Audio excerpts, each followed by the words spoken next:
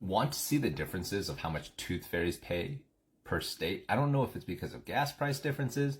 Maybe the tooth fairy ran out of money. Maybe some of the states fund the tooth fairies a little bit better.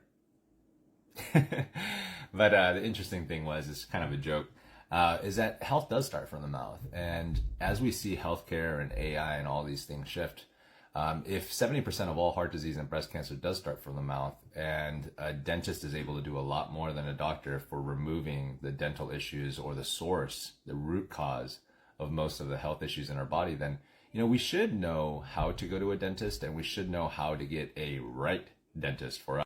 This is why I created this checklist. You can get this checklist and more inside my bio, and it's very easy. This way, you don't have to sit there and do 21 questions. And right now, this is a brand new form. Not a lot of dentists are seeing this because I added this last one on here. And these are all just the state requirements or federal requirements for a dentist anyway. So don't feel bad about asking a dentist about all these, but you'd be surprised how many dentists aren't up to date.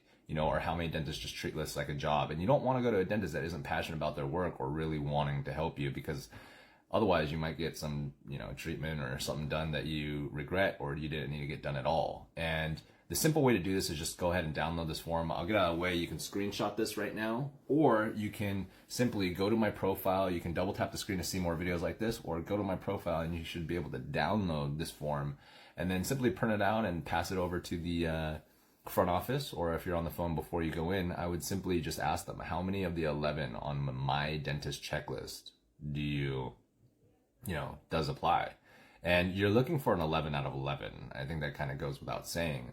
But this last one, a lot of dentists are required to filter their water because there's too many deaths, there's too many hospitalizations happening without doing it.